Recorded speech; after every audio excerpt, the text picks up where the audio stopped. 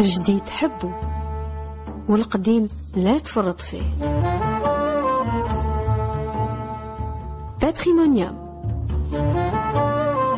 Un voyage au cœur du patrimoine algérien.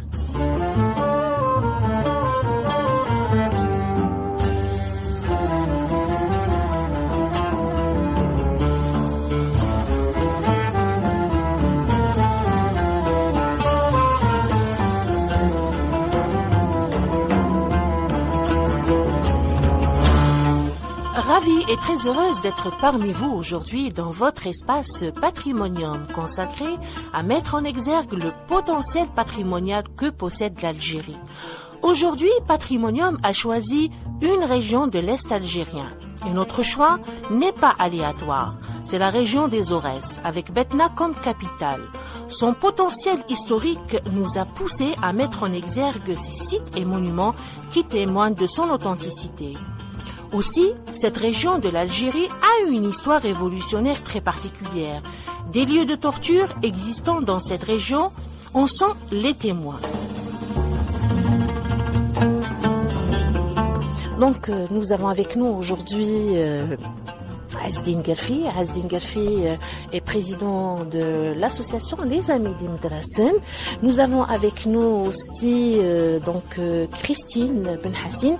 Christine Benhassine, vous êtes membre de l'association algérienne pour la sauvegarde et la promotion du patrimoine archéologique et vous vous intéressez de près en tant que membre de cette association à la préservation des sites archéologiques que possède l'Algérie, non seulement Betna, mais toute l'Algérie. On va aller étape par étape et site par site. Nous allons commencer par la ville de Lambez. La ville de Lambez, une des plus vieilles villes de la wilaya de Betna, n'est-ce pas, Azdine? Bienvenue à Betna, à Linda. On remercie l'équipe de Patrimonium d'être là parmi nous dans la capitale des Aurès. Avant d'arriver à Lambez, à mon avis, il y a une histoire très importante, pré-romaine, avant les Romains, et qui est symbolisée par un monument très important, qui est le monument funéraire d'Imdrassen. Voilà, le mausolée numide d'Imdrassen. Et c'est le seul témoin d'une civilisation très très importante.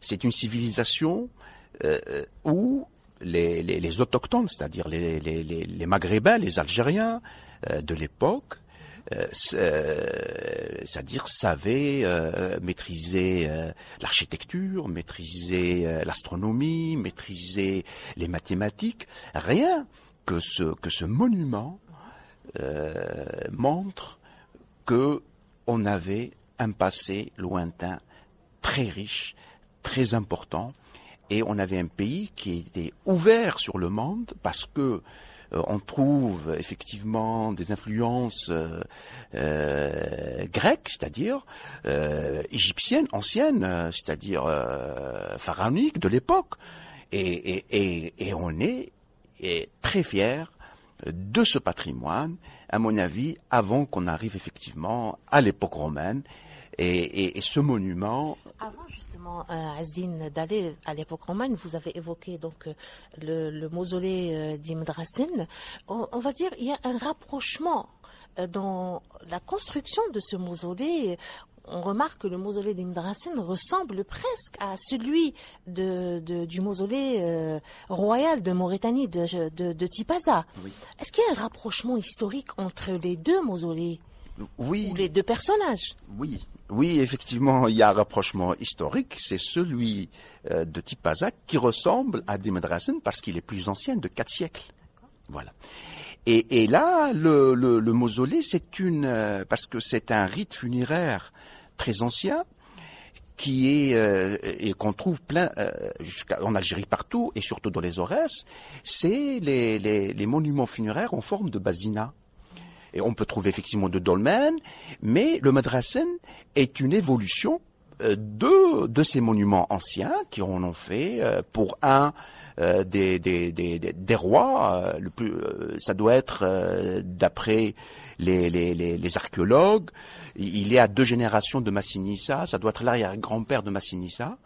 Voilà, le grand-père de Gaïa, le père de Massinissa, qui est sûrement, c'était un petit peu, et beaucoup plus qu'une tombe, parce que c'est une nécropole. On trouve autour plein de tombes. Maintenant, il y a la partie est préservée, et nous, ce monument représente le socle d'une identité maghrébine. D'accord.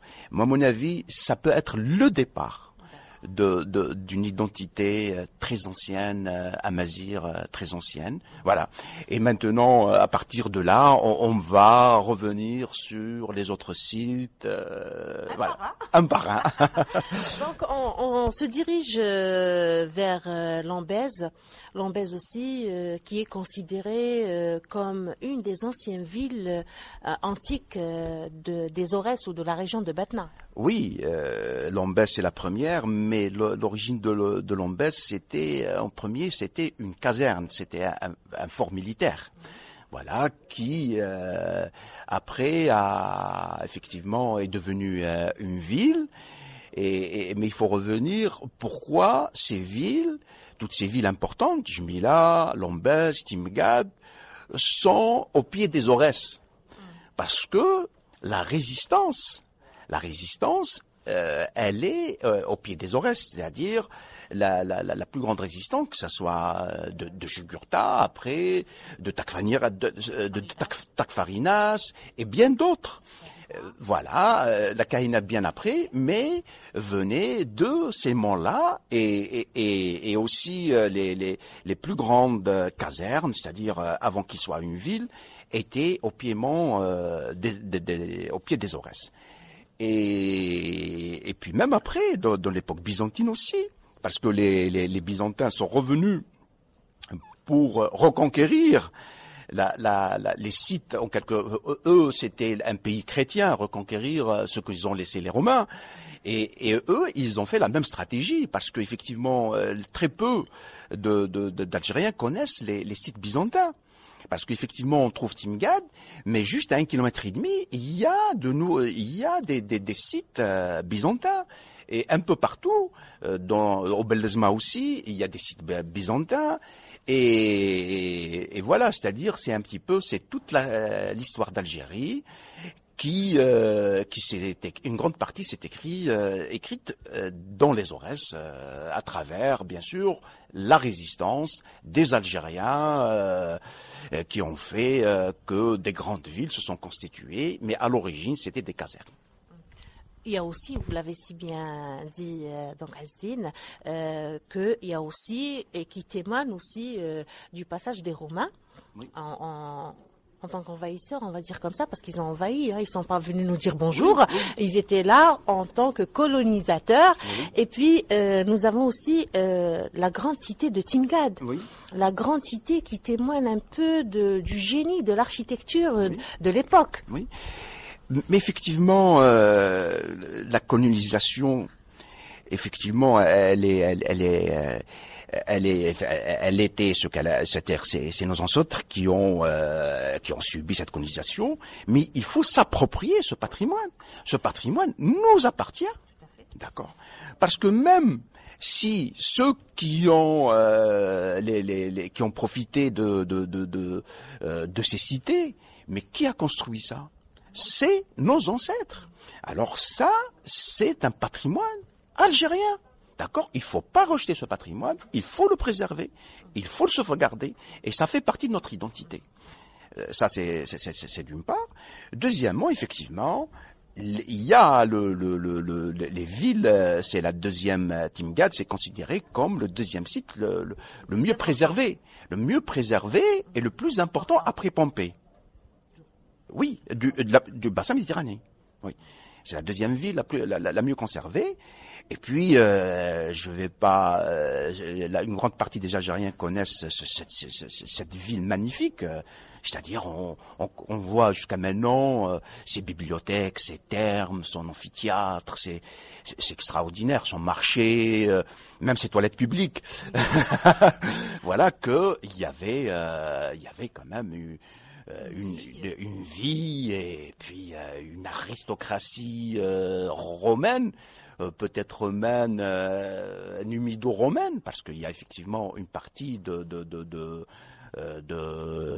Numides qui a été alliée aux Romains qui ont effectivement vécu dans ces villes-là. Alors, il faut pas rejeter ce patrimoine, et je dis tout le temps, c'est le patrimoine algérien. Pour revenir aussi malheureusement à Lombez, qui était plus ancienne que Timgad, voilà, mais une grande partie de cette ville, les gens ne savent pas aussi qu'elle a été détruite par le colonialisme français. Ils en ont fait une prison. Une grande partie de cette ville, des vestiges de cette ville, on a construit la fameuse prison de Lombez, voilà, et qui était un petit peu le bagne de nos résistants, en quelque sorte. C'était quand même une prison qui était très réputée pour tous les condamnés à mort, tous les perpétués, les condamnations par perpétuité. Avant la Révolution, étaient envoyés déjà à Lombez et je crois le système colonial de l'époque est responsable de la destruction d'une partie de cette ville qui est Lombez. On continue notre voyage à travers l'histoire des Aurès, une histoire très intéressante et impressionnante aussi parce que vraiment les Aurès c'est une région qui raconte beaucoup de choses et on se dirige vers une autre ville aussi importante que Lombez et que Timgad. Nous sommes à Ngaous, oui, n'est-ce pas? Oui. Donc Ngaous aussi abrite un bon nombre de vestiges. On va citer par exemple le tombeau des 7 dormants.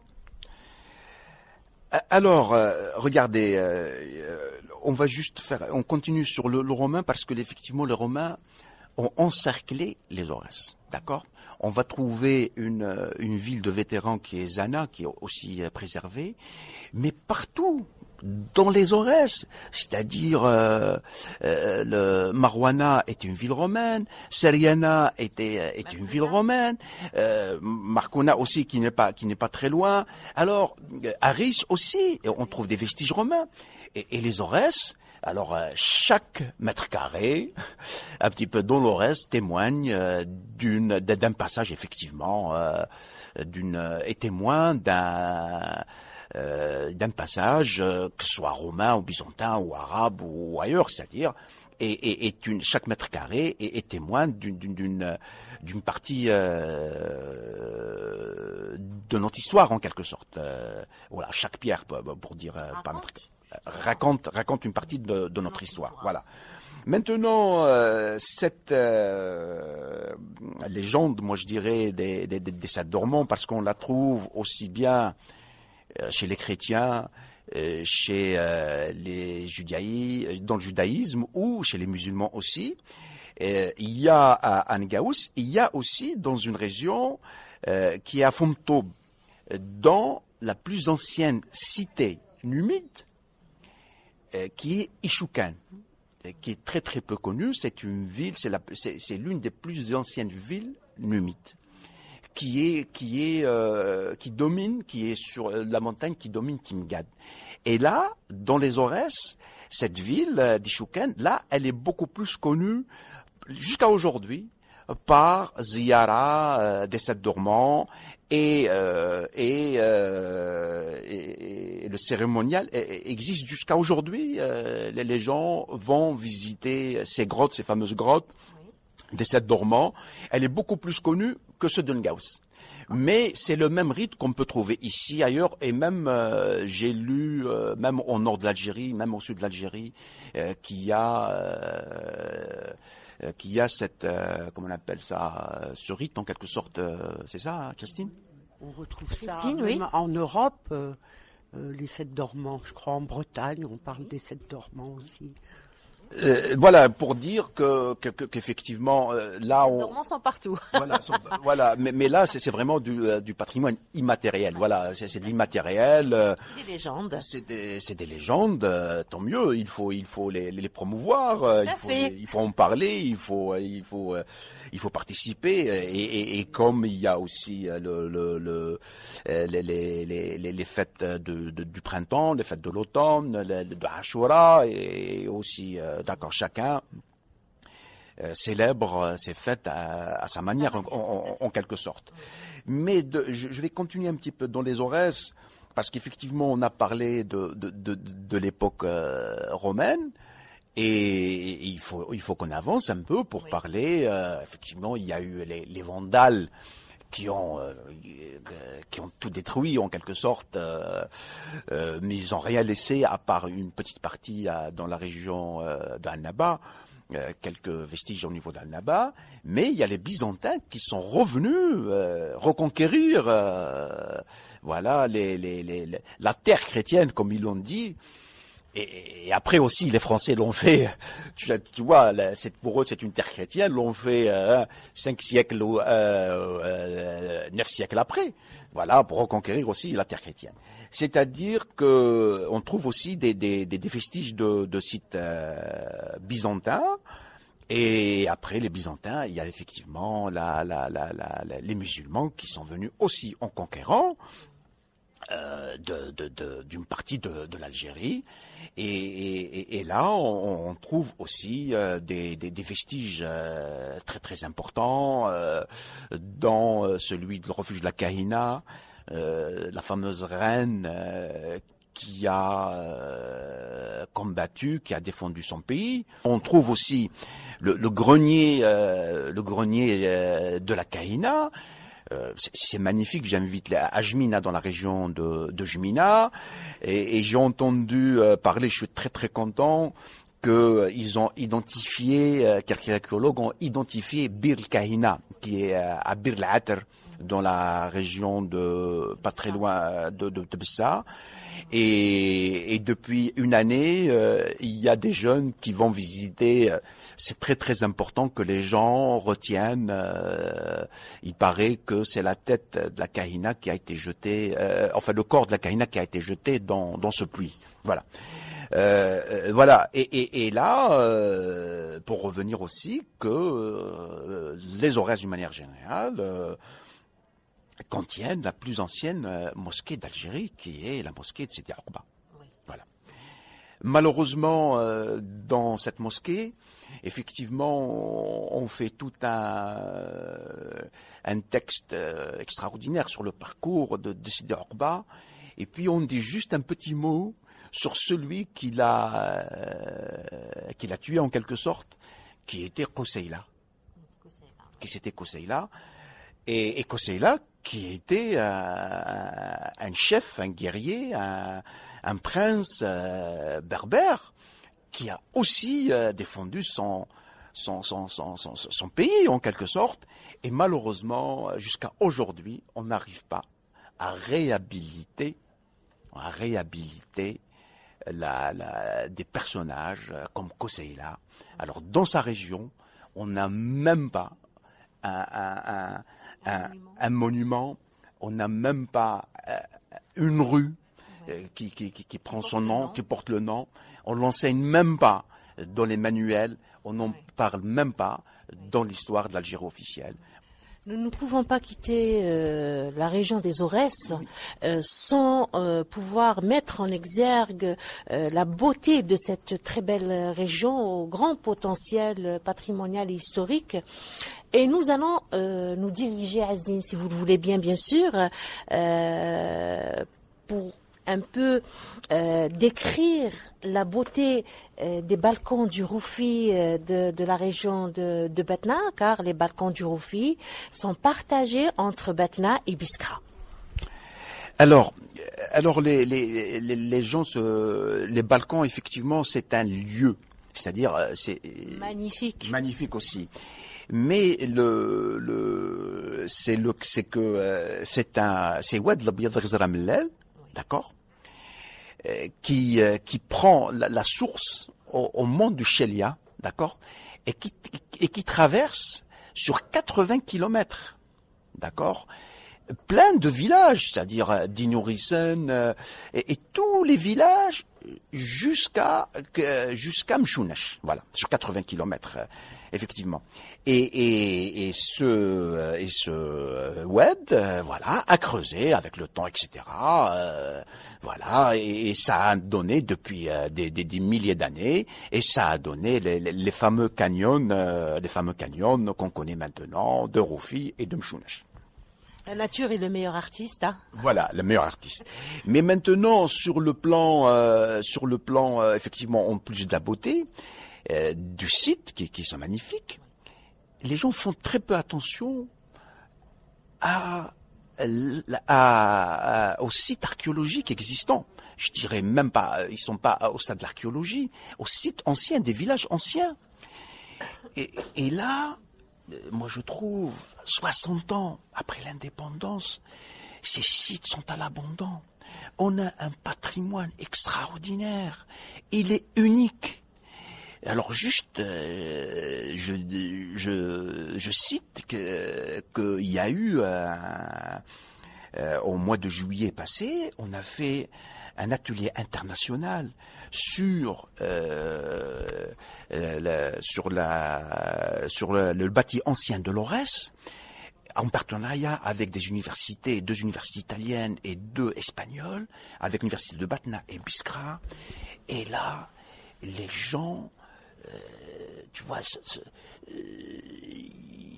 c'est-à-dire d'une part ils sont impressionnés et d'autre part comment, c'est-à-dire ce patrimoine de cette valeur-là, c'est-à-dire comment à lui-même, ça doit être la première ressource économique de la région, si c'est pas de toute l'Algérie. C'est-à-dire il y a un potentiel extraordinaire à valoriser. Voilà. C'est-à-dire en plus effectivement du site, il y a plein de villages perchés, d'une part. Deuxièmement, c'est une région connue pour ses greniers collectifs. Voilà. C'est la seule région, c'est-à-dire c'est la région d'Erza Lamellel où on le trouve, les seuls lieux où on trouve les greniers collectifs et une partie du Maroc, du Rif marocain. Mais là, malheureusement, nos greniers, qui ont une fonction avant sociale, militaire aussi, qui est... c'est-à-dire, les gens ne les connaissent pas, les Algériens, une grande partie des Algériens ne connaissent pas ces valeurs, ils ne connaissent même pas ces sites. Alors malheureusement, les plus connus, comme celui de Balou, celui d'Igelfen, ont presque, depuis la décennie noire, c'est-à-dire peut-être, on ne sait même pas dans quel état ils sont devenus, malheureusement. Et là, c'est avec nos amis de l'ASPA qu'on a décidé de parler et essayer de faire ça, quelque chose pour ces greniers. Et là, ces greniers, on les trouve dans la vallée de Wad l'Abyad, des deux, voilà, on énumère plus d'une centaine de greniers collectifs dans la région.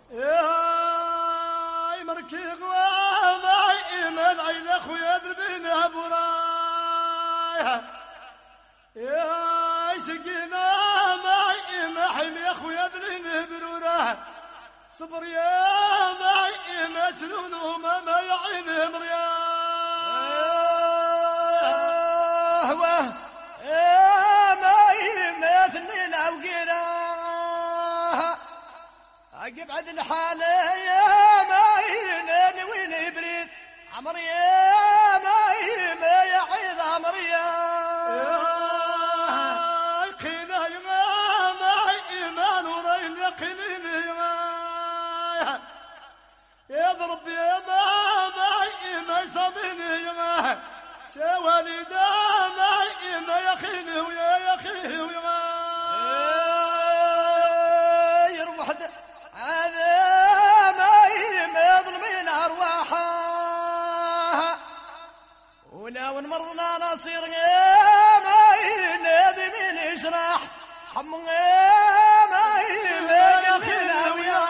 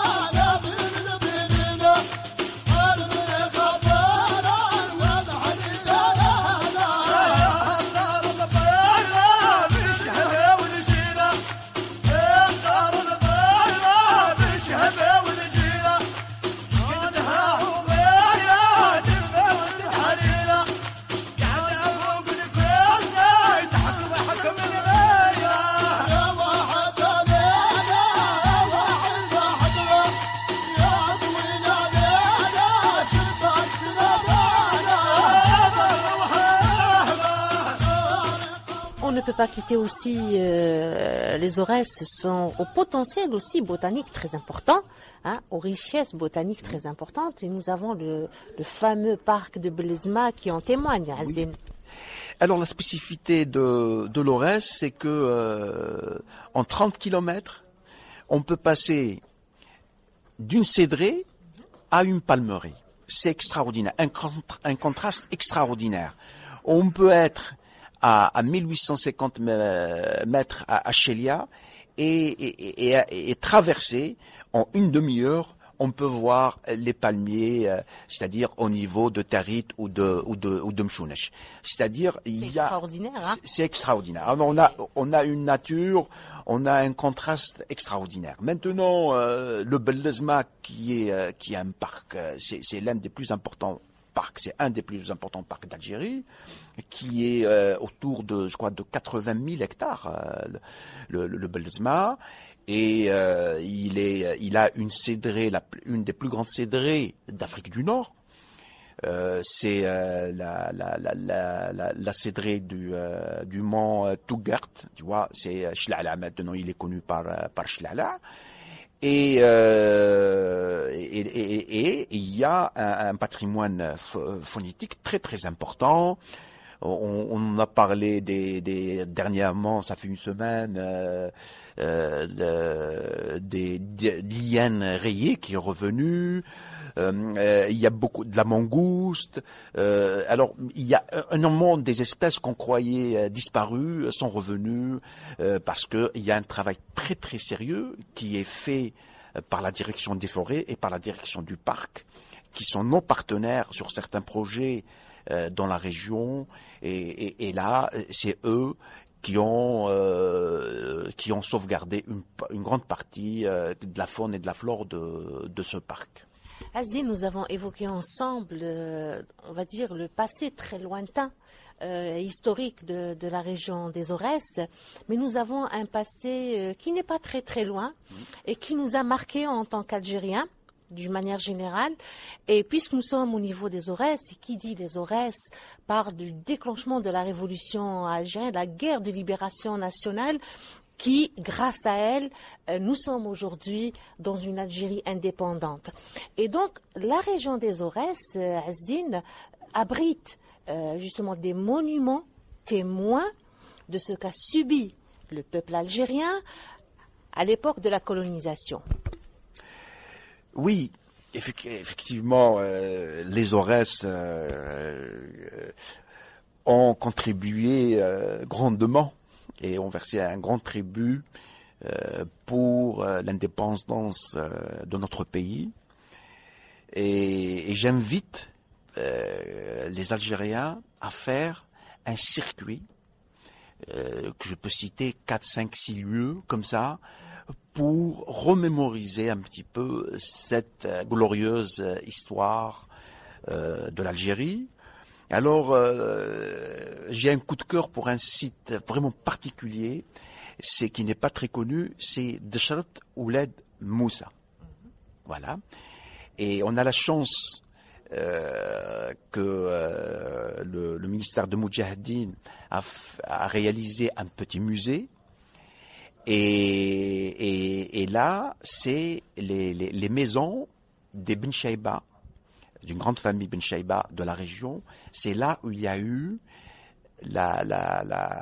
ils ont fixé les objectifs, la distribution des armes et les objectifs du 1er novembre. Alors j'invite les Algériens à visiter ce petit musée qui est situé à Deshret Ouled Moussa, qui est à peu près à 4 km d'Aris.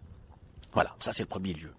Deuxième lieu, c'est le fameux les gorges de Tiranimi, là où il y avait la première embuscade, où malheureusement il y a eu l'instituteur qui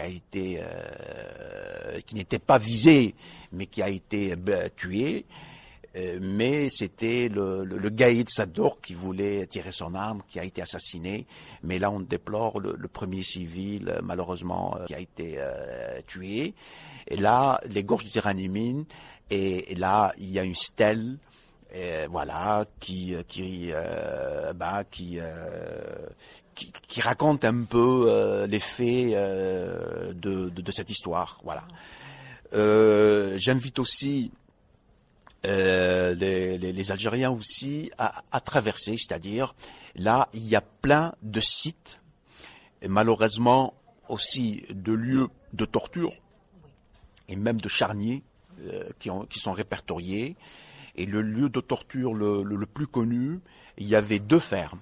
Il y a la ferme qui s'appelle Lucas, maintenant aussi qui est devenue un musée. C'est très récent, ça fait peut-être 3 ans qu'ils en ont fait un musée. C'est une chance extraordinaire que ce lieu de mémoire soit resté et soit préservé, et qui est situé sur la route de l'aéroport.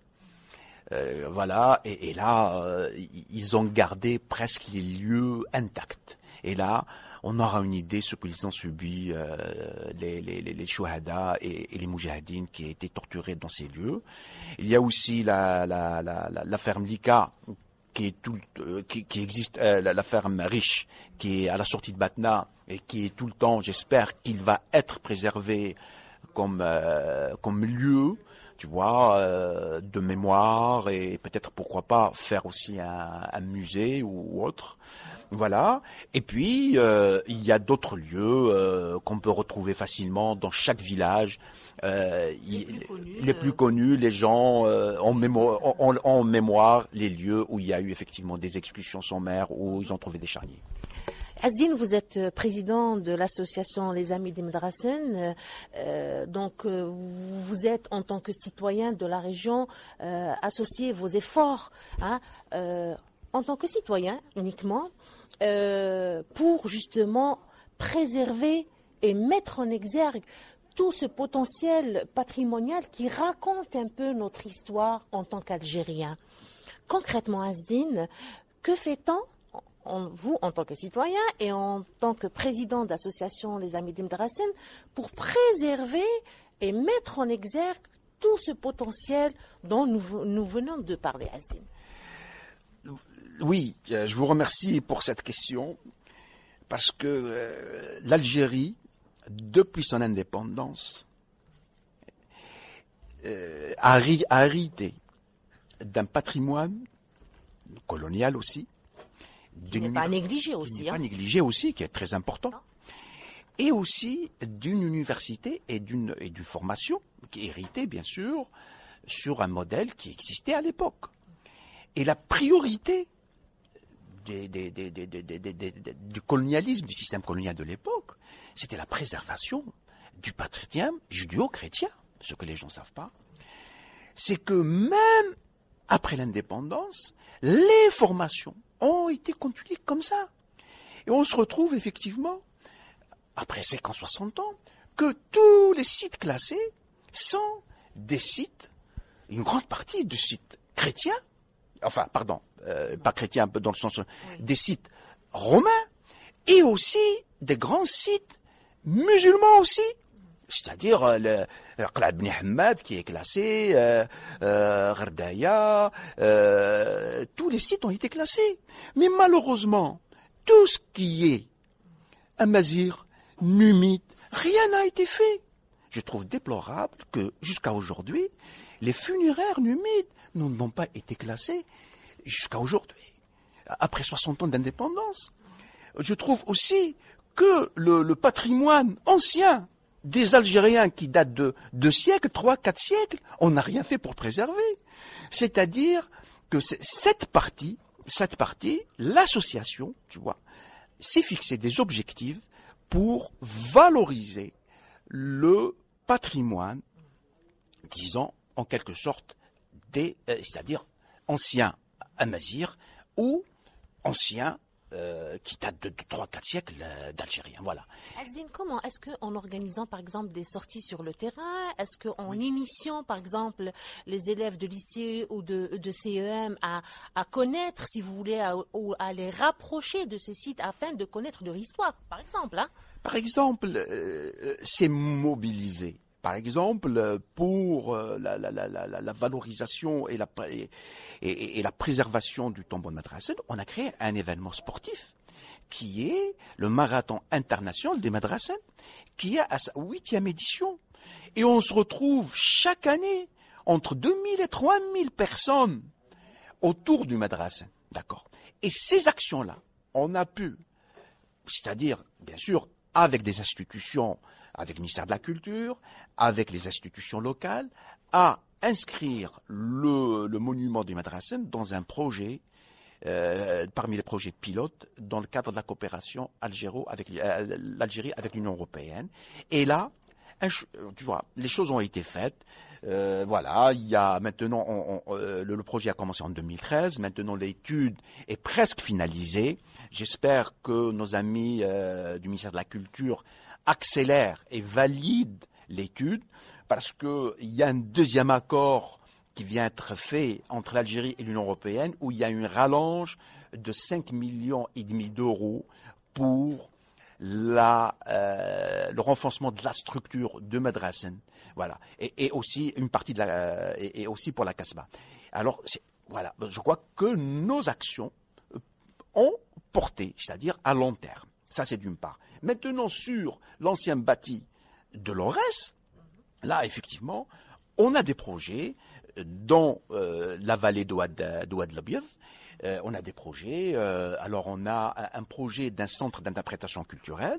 Ceux qui ne savent pas qu'est-ce que c'est un musée, mais sans objet, en quelque sorte. C'est expliquer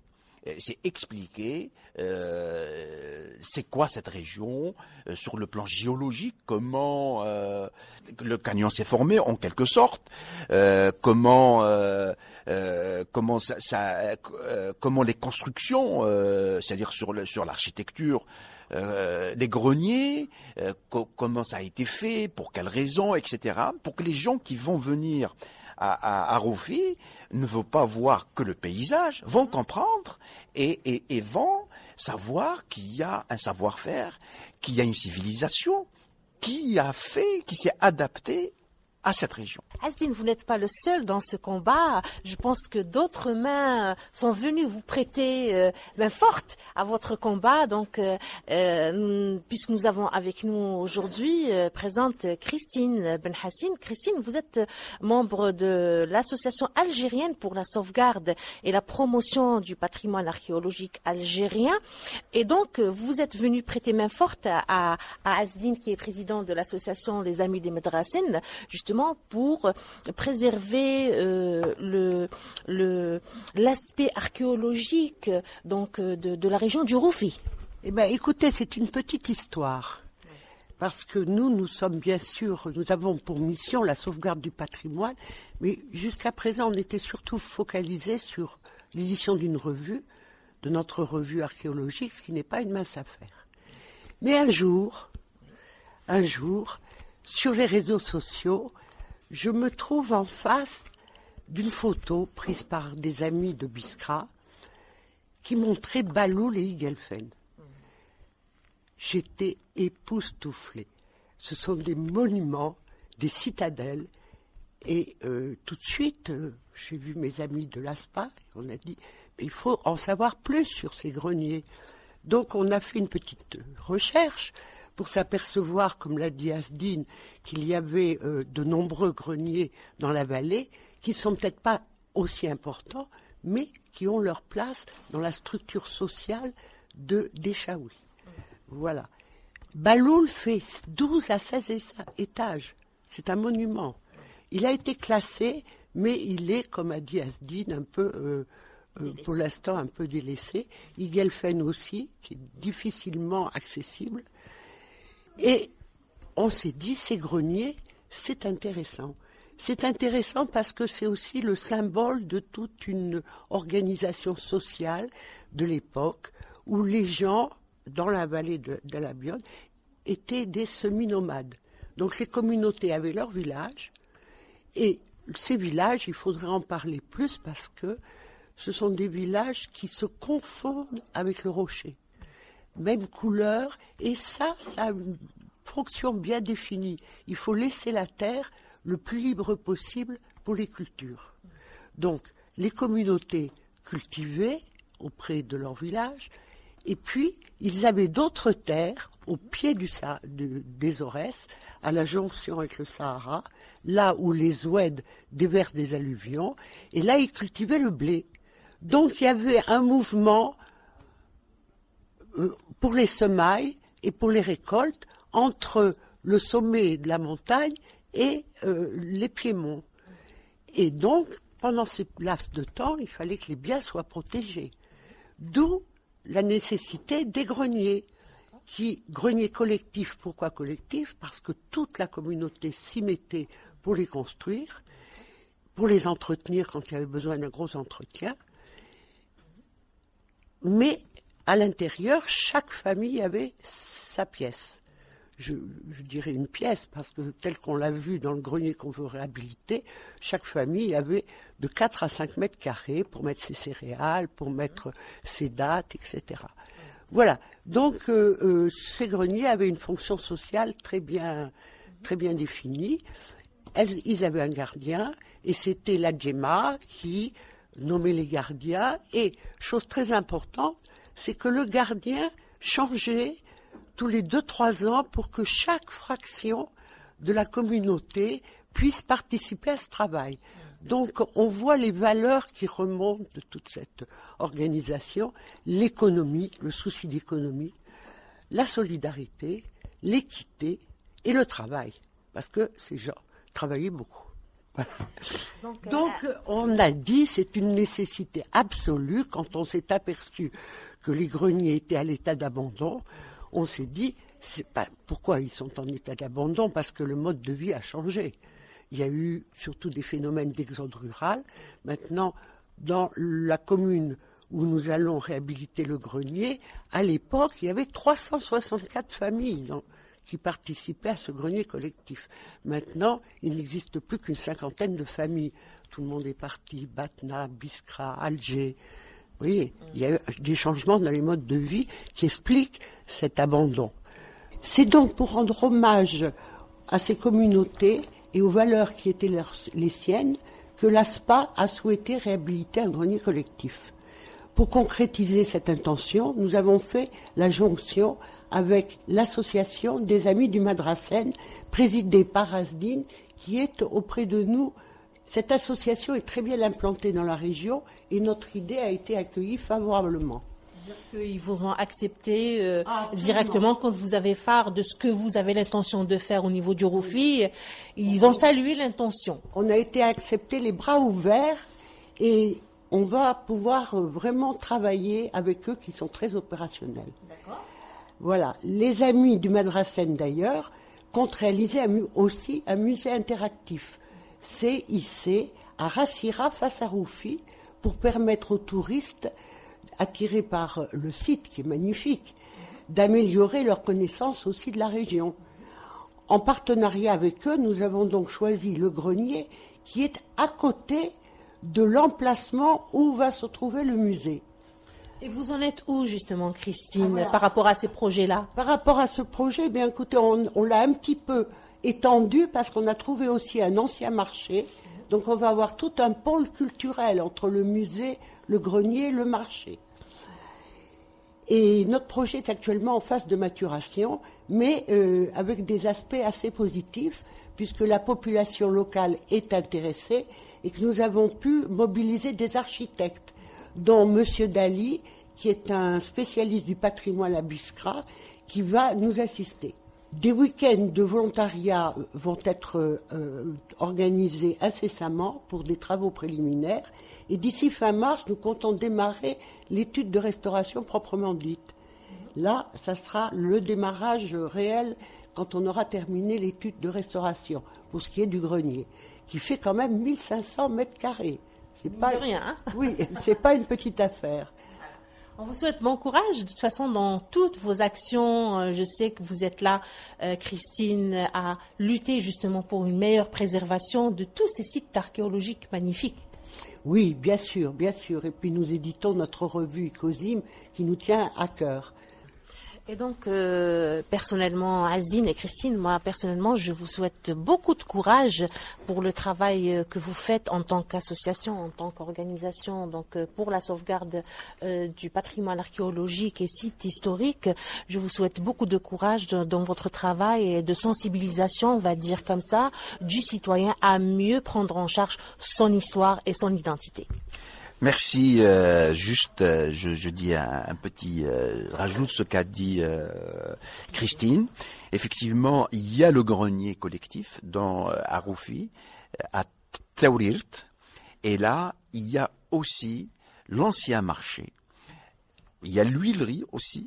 Alors tout ce noyau a réhabilité, et tout ce noyau, c'est le centre d'interprétation culturelle qui va un petit peu dominer un petit peu, qui est au-dessus de ce noyau, et ça peut être des circuits et des parcours autour de ces sites qu'on va réhabiliter.